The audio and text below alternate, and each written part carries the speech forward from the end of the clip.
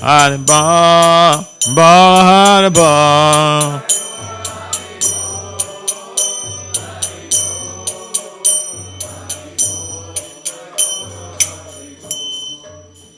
Jai Om Vishnupad Paramahamsa Parivrajacharya. As total satat systematic divine grace is confounded Jai Chila A.C. Bhaktivedanta Swami Prabhupada Maharaj Ki Jai. Ananta Koti Vaishnavina Ki Jai. Namacharya Sri Haridas Thakur Ki Jai. Brahm Si Kahao Si Krishna Chaitanya. Prabhu Nityananda Si Advaita Gadadhara Si Vasadi Si Gaura Bhakta Vinda Ki Jai. Sisi Radha Krishna Gopal Gopinath Syamakunda Radha Kunda Girikapadan Ki Jai. Srivindavan Mathuradan Ki Jai. Simayapo Navadip Dham Ki Jai. Sijaganapura Dham Ki Jai. Gangama Yamuna Mai Ki Jai. Simati Tulsi Devi Bhakta Devi Ki Jai. Simhachalam Dham Ki Jai. Gaur Premanande. Our glories to the sum of devotees. Our glories to the sum of devotees. Our glories to the sum of devotees. Our glories to the Gauranga. Om Namo Bhagavate Vasudevaya.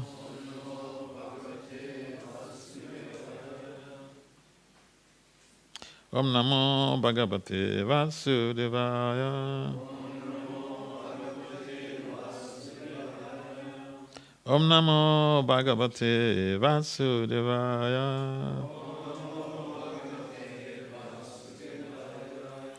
So Srimad Bhagavad Gita, chapter 2, text, is this text 8 or 9? Text 9. The title of this chapter is Contents of the Gita Summarized.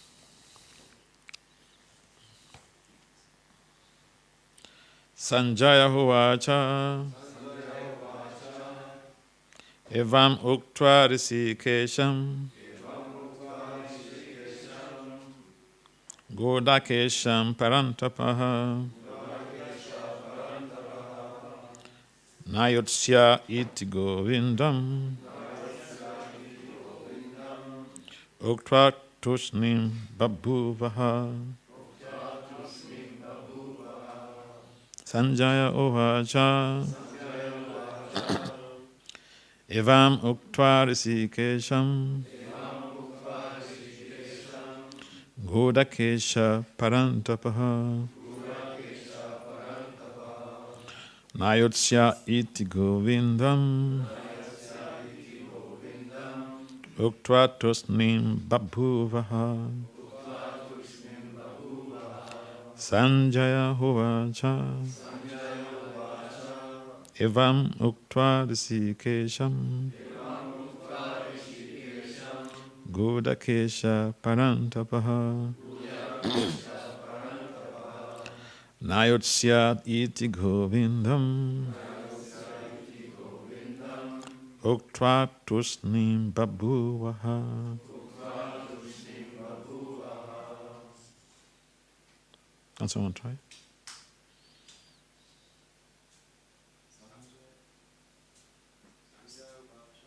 Sanjaya Uvacha Uktva Risikesham Godakesha Parantapaha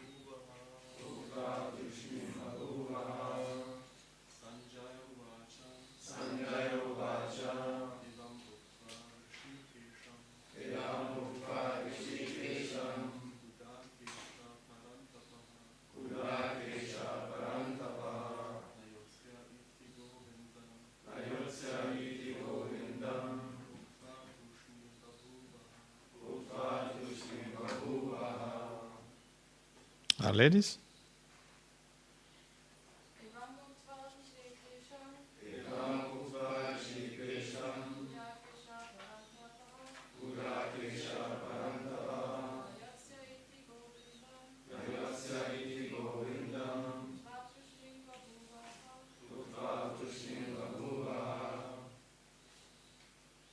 Any more ladies?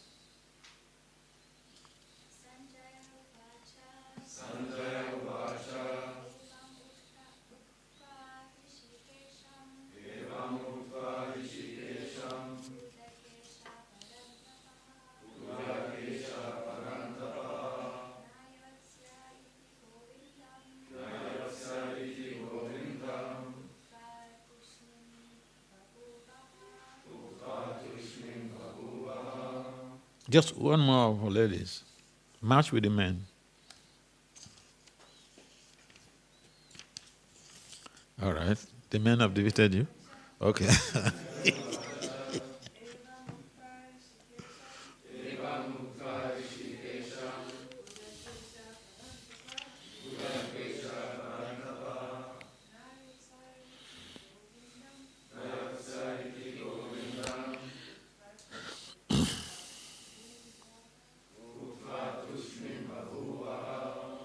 Thank you.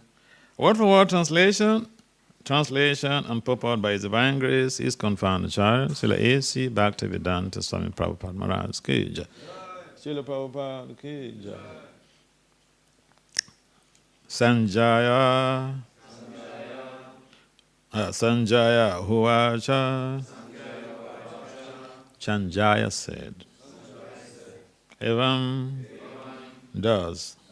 Uktva speaking.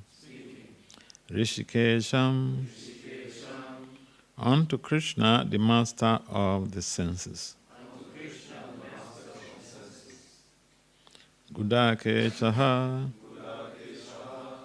Arjuna, the master of curbing ignorance. Parantapaha, the chastiser of the enemies. Nayotshe, I shall not fight.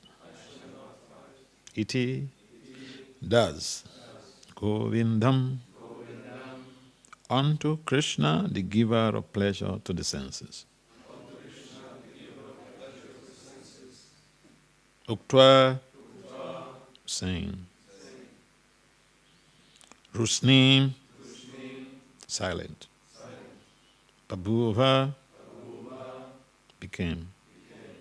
Ha, certainly. Translation. Sanjaya said, having spoken thus, Arjuna, chastiser of enemies, told Krishna, quote, Govinda, I shall not fight, unquote, and fell silent. Please kindly respond with a speed. Sanjaya said, having spoke thus, Arjuna's chastiser of enemies, told Krishna, Govinda, I shall not fight, and fell silent. Purport. Dhritarashtra must have been very glad to understand that Arjuna was not going to fight and was instead leaving the battlefield for the begging profession. But Sanjaya disappointed him again in relating that Arjuna was competent to kill his enemies, Parantapaha. Although Arjuna was, for the time being, overwhelmed with false grief due to family affection, he surrendered unto Krishna, the supreme spiritual master, as a disciple. This indicated that he will soon be free from the false lamentation resulting from family affection and will be enlightened with perfect knowledge of self-realization or Krishna consciousness and will then surely fight. Thus, Dhritarashtra's joy will be frustrated, since Arjuna will be enlightened by Krishna and would fight to the end. Om Gyana Timirandasya, Gyana Janasala Kaya Saksu Meritam, Dina Tasmai, Si Gurbe Namaha. Sajayatayam Anovistam, Stapitam, Ginam Bhutale, Swayam Rupam, Kadamayam, Dadatiswa, Padantika. Namo Vishnu Padaya Krishna Pistaya Bhutale, Smada Bhakti Vedantas, Vitina, Namaste, Saraswata Deva, Gauravani, Picharine, Nevisesa, Sunya Bhagi, Paswati, Disatardin. Vansha Kalpatarevya Cha, Kripasunabhya Eva Cha, Patitanam Pavinam Bhiyo, Vaishnavim Bhiyo, Namo Namo. Jaya Sri Krishna Chaitanya, Prabhu Nityananda, Si Advaita, Gadara, Sivatsari, the Gaur Bhaktabinda. Hare Krishna, Krishna, Krishna, Hare Hare. Hare Rama, Rama Rama, Hare Hare. Sanjaya said, having spoken thus, Arjuna, chastiser of enemies, told Krishna, Govinda, I shall not fight, and fell silent. So,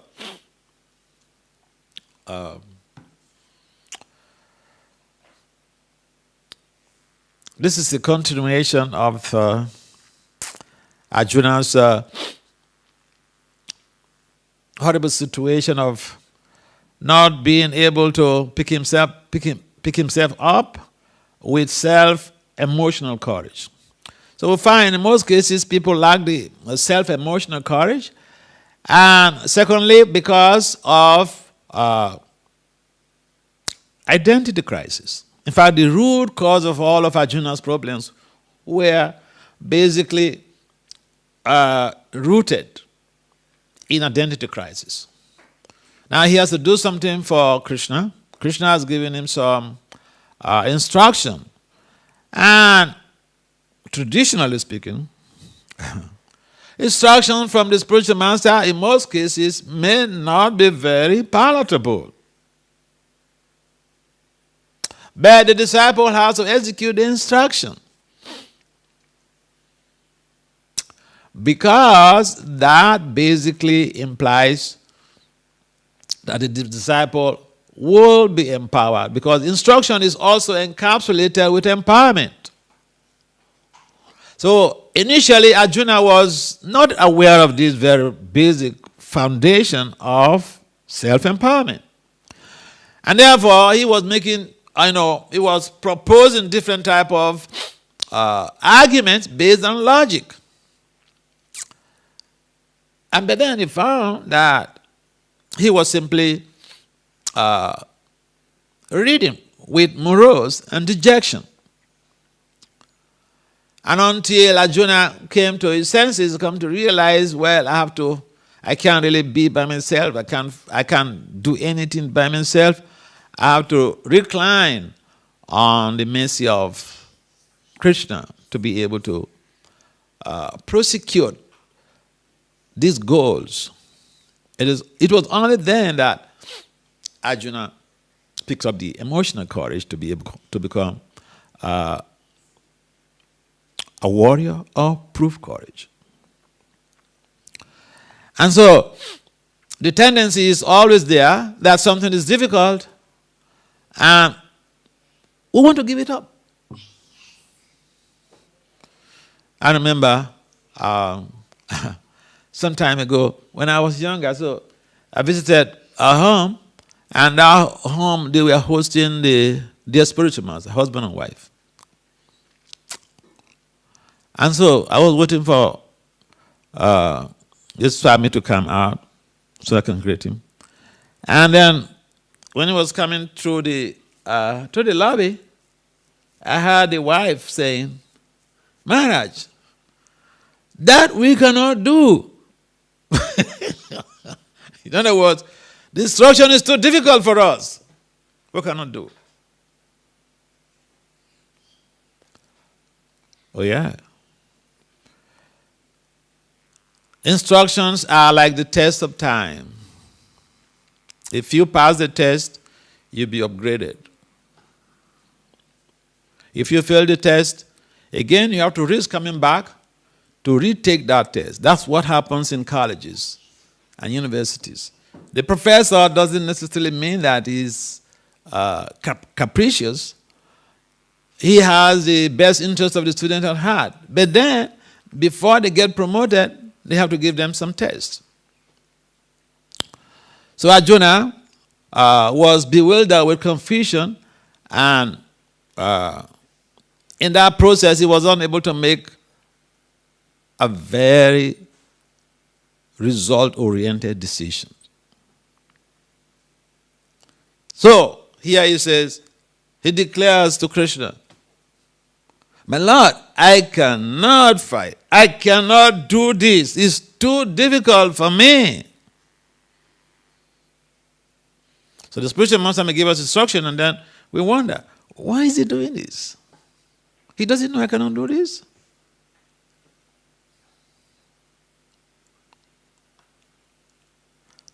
So, talking about how the instruction of the spiritual master is encapsulated with empowerment, I remember, even in the life of Prabhupada received an instruction from his spiritual master to go to the West, print, whenever he has money, he should print books in English and go to spread Christian consciousness in the English-speaking countries, in the West. Krishna also acted not only to Arjuna, but he also acted as a guru to his own sakas, to his own friends. Even the friends who call Krishna Buddhi, Bayasa. Bayasa means Buddhi. And Subaru sometimes call Krishna Bayasa. That means real intimate relationship. When he wants to address Krishna. But you know what? Krishna instructed Subal one time when they were in the groups, "Hey Subal, go and bring Radharani here just now." And that type of instruction is like asking a hen or a chicken to pass stool without urine.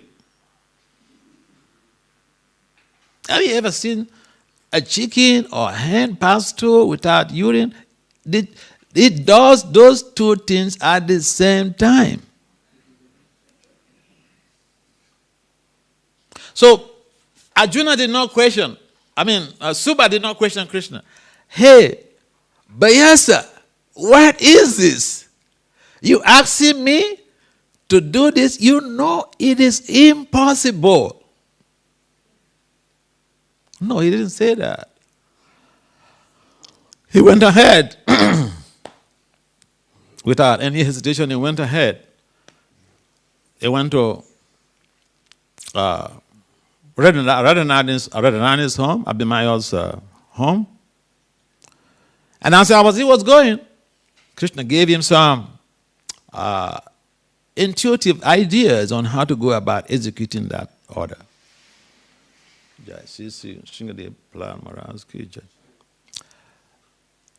I know what Krishna does. What Subal did. He had this, some brilliant idea came from nowhere. So he went to the gate, and then he saw Radharani's mother-in-law. She always stays there like a security guard. And what did he tell her?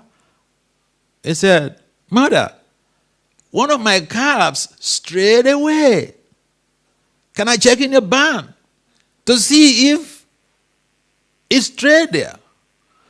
And Abhimaya's mother knows that this is one of Krishna's friends.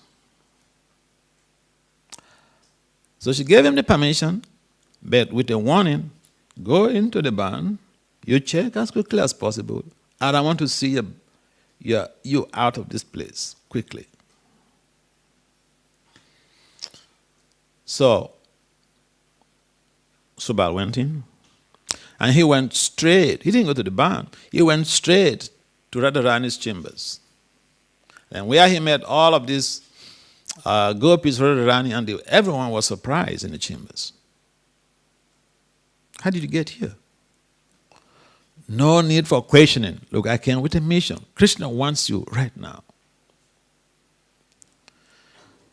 And so Radha said, "But how is that going to be accomplished?" You know, that is very, very impractical. So Subal said, I have an idea. Take my dress. We'll exchange dresses. Take my dhoti and give me a sari. And Subal went to the barn and picked up a calf and brought it to Radharani. You use this calf just as if you dress in my Gopa dress, use the calf and put it on your chest so that your mother-in-law wouldn't see your breast. He wouldn't recognize you because that's my dhoti. And you put on my scarf, my hat. So Radharani did exactly that. And she was able to go out to meet Krishna. And Krishna was very happy because Subal accomplished a job or a service that, honestly speaking, it could be so impossible.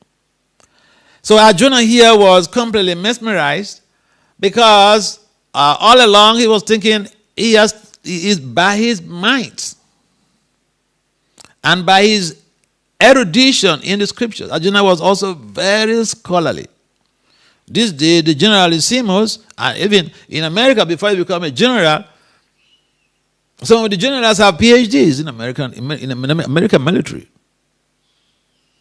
And they are so expert that they are also highly endowed. They study so much of metaphysics that in some cases, if the general is leading a troop, if there is a danger there, they will perceive it and they will retreat.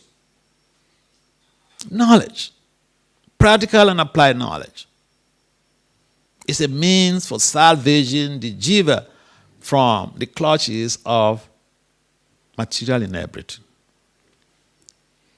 So Arjuna, based on identity crisis, in fact, identity crisis is the root cause of all the problems in the material world. Every problem you can think of. Someone is thinking, this is my family member. This is my friend. This is my enemy. I shall favor my friend. I should favor my family member. And I will ignore the person who is not of my family. Or I will favor my friend. And I will ignore the person who is not my friend, who I perceive as an enemy. This is going on in the material world. And what is the cause of this? Identity crisis. Lack of proper understanding of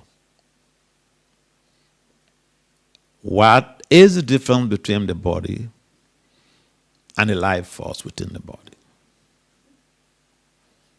Think about any wars on this planet, whether the First World War or Second World War or international wars. Identity crisis. Someone is claiming this is my land. And so Prabhupada, especially in the beginning, he will always emphasize, in almost a majority of his classes, he will talk about, you are not this body. You are not American. You are not a European. You are not an African. You are not Indian. Because he knows this is the root cause of the major problems on the planet. So Arjuna was also inflicted with identity crisis. He was thinking, these people, they are my family members. You asking me to kill them? Krishna, Govinda, I cannot do this. I'm done. I cannot fight. This service is too difficult for me. I cannot do it.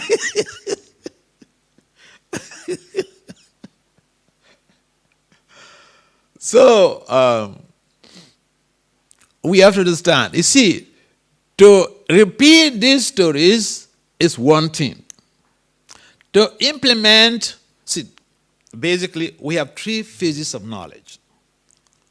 We have the theoretical basis, the stories and all the rest of them, and then we have the intermediate stage, which is like the commentaries of the acharyas on each and every chapter or text.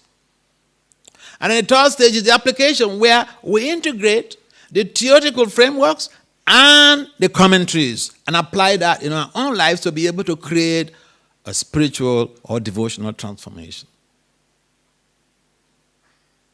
Otherwise, you see people quote, there are people, I know even little kids, who know the whole of Bhagavad Gita.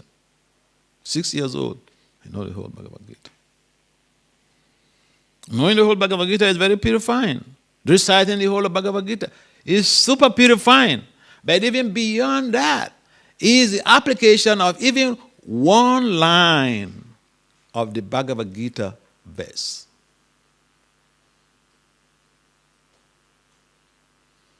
And so here we find how identity crisis is in action. Arjuna now gives up the idea of fighting. He's not persuaded. He felt Krishna didn't persuade him to do this job. So again, we can look at that from a different angle.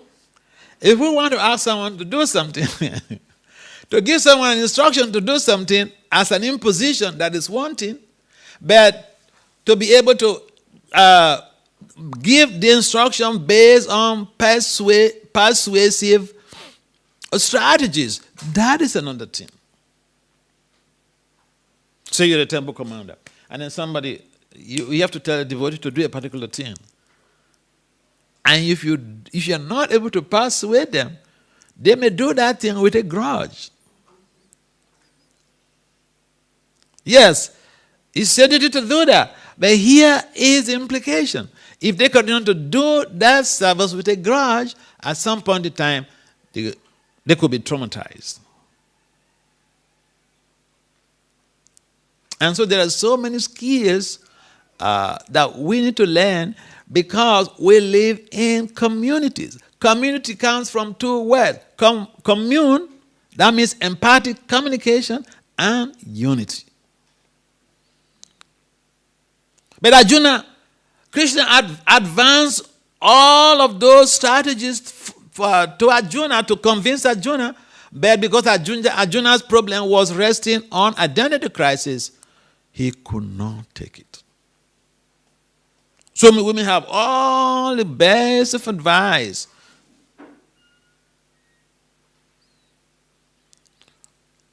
but if we have not been able to clear ourselves from the identity crisis, it could be a problem. See, identity crisis is what makes someone to come to devotional service. It's what makes someone to take even to the science order of life. It's what even makes people to, again, go back to this tool that they have rejected. Identity crisis. Identifying with the body, with the emotions, with the mind, with the sensory modalities, with the impulses of the mind and the sensory modalities. This is the problem. This is the underground, this is the underground foundational problems of Arjuna.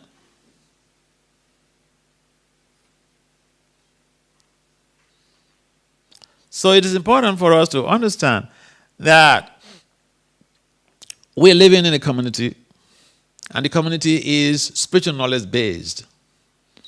A spiritual knowledge or devotional culture based community is rooted in understanding of Krishna and in appreciating the values of each and every one around us. Appreciating the services that each and every one is rendering. Because the devotees in our community are volunteers.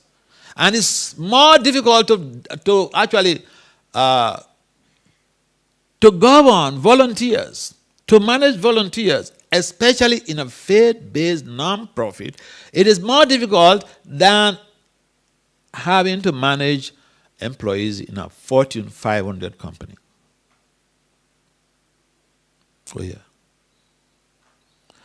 So, we have to understand the challenges that are inherent in a faith-based non-profit like ours. And in trying to preach the message of Lord Chaitanya Mahaprabhu, in trying to preach the message of Bhagavad Gita, we have to be very exemplary.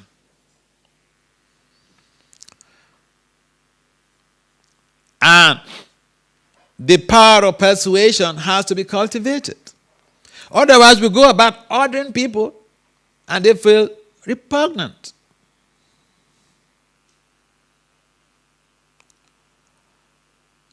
And then at some point in time, they will say, well, I'm done with living in a temple, you know. I'm going. I need my freedom. But no one is free. Even out there, nobody's free. It's a matter of being able to understand how we are not these bodies. We are not the mind. We are not the senses. We are not the emotions. And that counts, this understanding counts a lot. An application of this understanding even is better. So that when we face difficulties in our services, we don't say, I give it up. I don't want to do it again because it's just too difficult. Yeah, we may think in that way, but what did Krishna say? We should persevere. Unflinching perseverance in our devotional endeavors is what counts. It's not that we're not going to face challenges. We will definitely face challenges. If even you're not in devotional life, you will face challenges. So Arjuna's case is a very simple example that we need to walk under the guidance of someone. The previous text talks about, taking shelter of a spiritual master.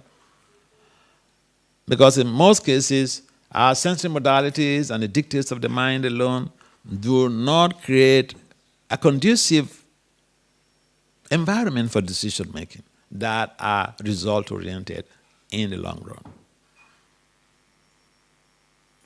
So Arjuna's, see, the whole of chapter 2 is just about, favorable decision making for higher accomplishments.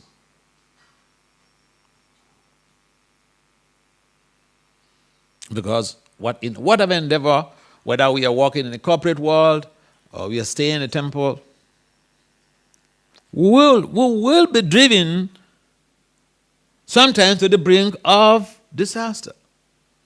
Do we jump into the cliff or do we retract? That is best for us to make that decision. Otherwise, we come to the point of, hey Krishna, hey Guru Maharaj, I'm done, I'm going.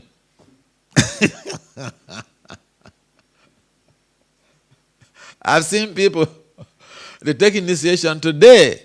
The next day, they tell the Guru, I'm leaving. I've seen that. Yeah. So we have to understand that, this devotional service, we should not think that, it's just, why am I being asked to do this? Why is he telling me to do this? Why is she telling me to do it? See, I travel around and I go around to temples. I communicate with the young managers. I remember one temple, I was in one community in America, and this lady was complaining about how the brahmacharis, they're giving her hell. Just hell. Yes, so if you don't understand how difficult it is to deal with or to manage or to lead faith-based volunteers, it could be traumatic. And therefore, we have to understand that Krishna is the goal, and if even someone is asking us to do something, they are not asking us to do that for their benefit. They are asking us to do that for the benefit of Krishna, for as service to Krishna. And we are here to perform devotional service. Means we have to work under the guidance of our spiritual masters, our immediate sikshas, and the temple managers.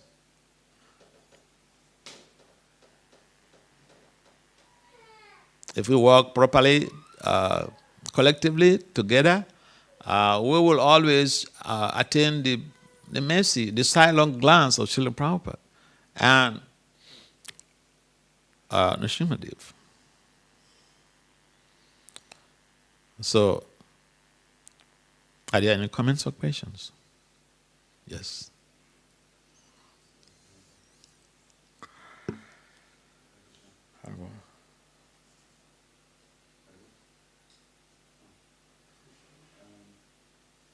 What would you do if, as a leader or as a manager, if you feel that, sorry to direct the question to you, like, what should somebody do if he feels that he failed to inspire those volunteers that you mentioned? If he failed to volunteer, he should try again. He should reinvent strategies that will enable him to inspire and motivate the volunteers. You see, in most cases, we have, in a movement, we have high-profile skilled personnel in all facets of life. Right now, we have all types of talents in our movement. The problem is tapping those talents for high productivity and quality performance. So we have, what is the problem? Is it how to lead your teams? We are people who are experts. I know of so many people in India, in America. I know so many people who are very skilled in all these areas. In the UK, I know so many people who are skilled in this area. The issue is that we lack talent management. And we feel, in most cases, we think we know everything. This is one of our problems. Somebody says in a movement for maybe 20 years, 40 years, 50 years, they think they know everything. I don't know everything. Let me be frank with you. Okay? Yeah, maybe a Swami, I may be a guru, I may be a doctor of management science, PhD in management science. I don't know everything. I'm not Krishna. I'm not omniscient. For instance, I'm not a cardiologist. If you have a problem with heart, I will advise you to see a cardiologist.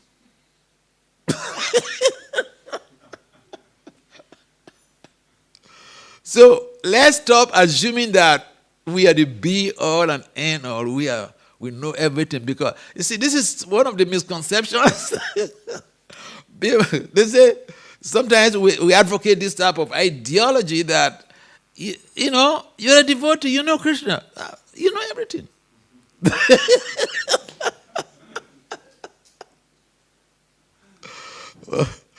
Yeah, so we can always learn. Learning is a lifelong process. I learn from my disciples.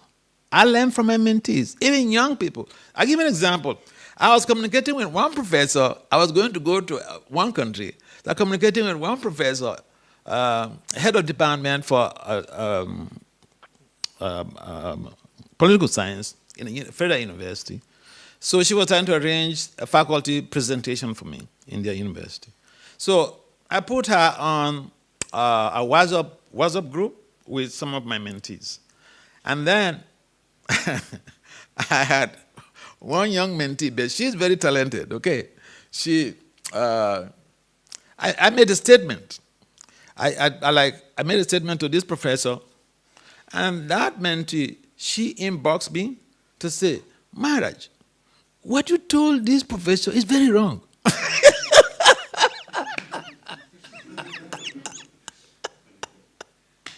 I said, so, can you reframe it for me? Because, I don't know everything, okay? See, the way the silent generation think is different from the way that the baby boomers think. The way the Gen Z think is completely different from the millennial. Try to understand this thing. We should not think we know everything. In our movement, we have people of different generations. You can't impose the mentality of a silent generation guy on the mentality of a Gen Z. It won't work. This is just the blunt truth. So yeah, there is always a way to help yourself if you find that you are not able to motivate your dependents. You motivate and inspire your team members. There are ways to do what to do about that. One of the things is that you get some advice from experts in the field of team leadership, team management.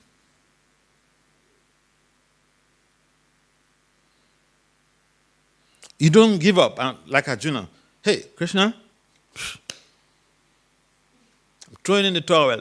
I'm done. Get advice. Get advice, okay? Get advice. We can always get advice from someone to help us out in a particular situation. Especially, dealing with team members and all the rest of them. See, I have my specialty in management and leadership. At the PhD level, that's my specialty. And I have over 35 publications in peer-reviewed journals.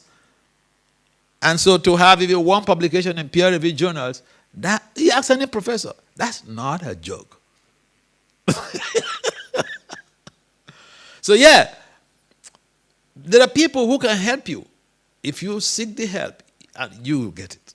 If you don't seek the help, nobody's going to come and impose themselves on you. Hey, I'm a specialist in this field. Okay, why don't no?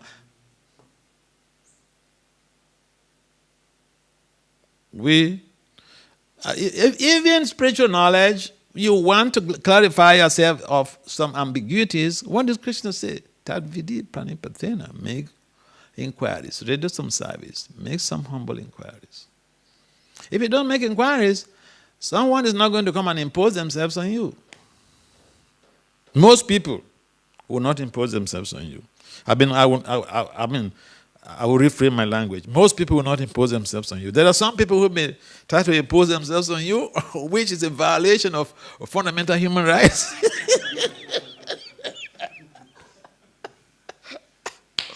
So, yeah, there are always people to help us. Well, yeah. Any other questions or comments? Yes. What could be principles to approach a fair-based voluntary community or let's say, company, team, in which, it doesn't work with cash-based or with a salary, but it's more volunteering? Yeah, like I mentioned, volunteering is so important in modern-day society that even in your resume for professionals, employers want to see whether you volunteered for some project, you volunteered for some time, or you're just after yourself, just yourself only. Volunteer means that you're doing this without the financial motivation. It's like devotion to Krishna, except that there is no Krishna concept in the volunteering system. In our system, the Krishna factor is there. So, but then, the way that we deal with volunteers, first of all, we have to do, first principle in dealing with volunteers is that you have to deal with the volunteers as your beloved, as your loved ones. What do you do to your loved ones? If you want to tell them if you want to suggest to them to do something, you do it with love and politeness. You will want to serve our loved ones. In fact, nobody will say, if someone says, I love you, and do not render some service, then that becomes what? Hypocritical lip service. So yeah, the fundamental principle is that we treat the people around us as the way we will treat our beloved. If you treat people like that, I tell you a story. There was a devotee who was like very, very difficult to deal with in the community. And I joined together at the same time with him. It was very difficult to deal with, and there were complaints about him all over the place. But I was like his only senior friend. So then one time, I spoke to him. That was the very last and first time I spoke to him. But although he was such a difficult person to deal with, and I thought our friendship is ending today. So what he told me was, Vasudev, you are my friend. Whatever you tell me, I will take it. So first of all, if we are friendly with people, we may even talk to them in a harsh tone, if we are that harsh, but they will understand this is your mood. If we are not friendly, we are human conditioned souls, conditioned entities are by nature resistant to change. We are resistant to change. If you tell, say, a 2-year-old or 1.5-year-old, 18 months old, say 2 years old, agile child, hey Govinda, sit down there. That is the time Govinda will stand up. Resistance to change. Okay, I'm standing up, do your worst. This is the situation. So we are also having that energy. We try to resist even instructions that are favorable to our devotional development. Yeah, we are wired. We are conditioned to it. So, except we are friendly and we're showing people that we have goodwill for them. Here's the issue. If someone understands that you have a goodwill for them, they will do anything you ask them to do. I asked one boy, hey, why are you coming to me for initiation? Your mom is initiated, your dad is initiated. Why don't you go to your parents and any of your parents' guru for initiation? And when he told me the reason, I was taken aback. That's why I told you earlier that I learned even from my own mentees. This is what he told me. He said, yes, Maharaj, I speak with them all the time when I meet them. They said, but none of them shows any goodwill. Sadly, this is going on in our movement. It's a third generation. It's a third generation. And it's about each time I come to you, first thing you ask me is about my school. How are you doing in school? You're passing exams? You're going to school regularly? Are you having problems with your school? So people, they value our goodwill. If we ask them to chant Hare Krishna, a majority of these people will end up getting married. Majority, Prabhupada said majority of our devotees will get married. Majority of these people will end up getting married. And we ask some people to be volunteers. And we're not thinking about their social future. We are doing them a good thing by engaging them in Krishna consciousness. But a social disservice to their future. And that is why in some cases you find people who come up to say, you ruined my life.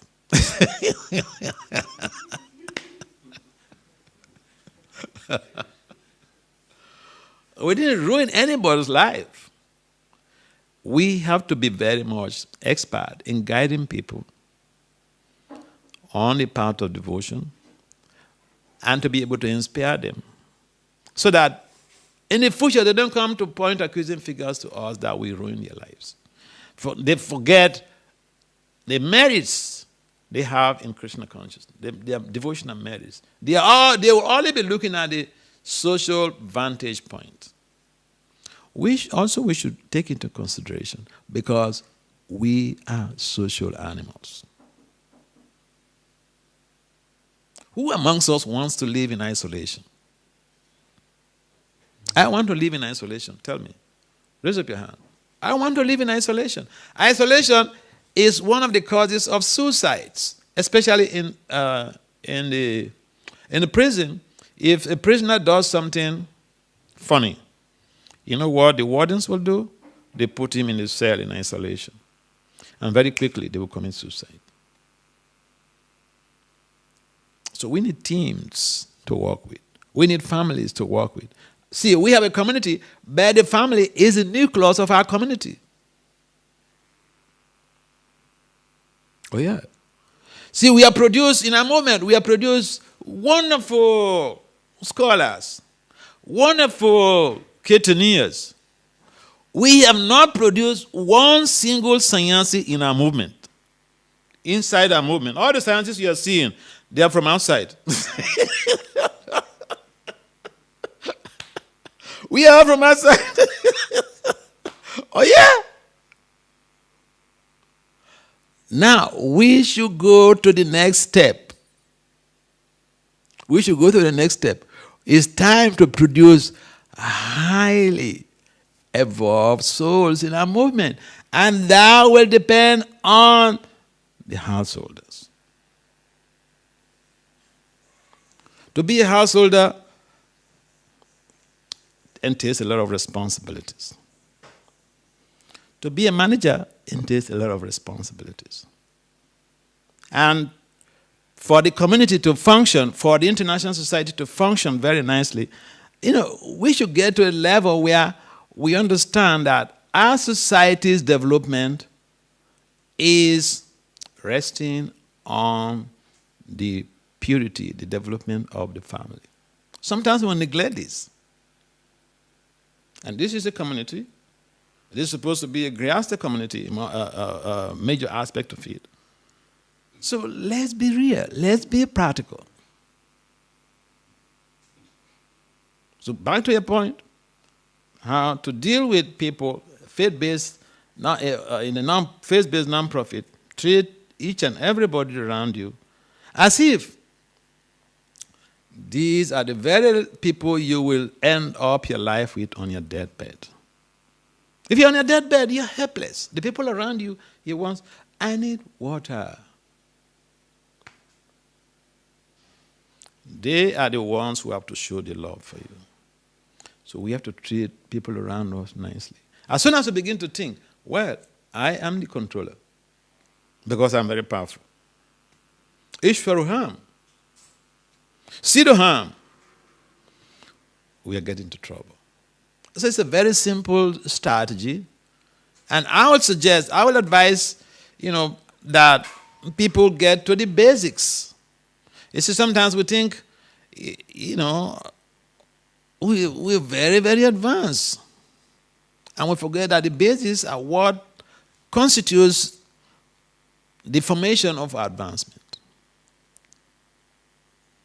So yeah, your question is very pertinent. So think about a family that is revolving around love. That is how we can evolve. That is how we can engage the people. And when we do that, when we have that type of attitude, people have, high innovations. Because they will think of ways. They will think, this is my society. This is my family. This is my job. This is my company. The employee and the employer or the director of the company, they have different mindsets. But if we treat the devotees around us like family members, beloved family members, not just from family members, then they will see the society they belong as they have a sense of belonging, and they will be able to go the extra mile to do things that the manager even did not ask them to do for the purpose of expanding Krishna consciousness.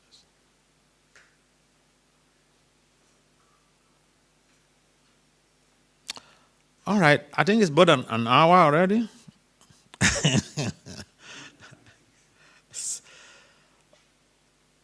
Any last comment?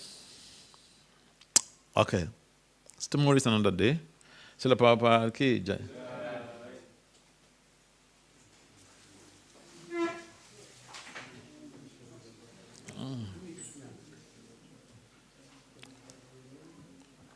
So tomorrow is 10. Okay.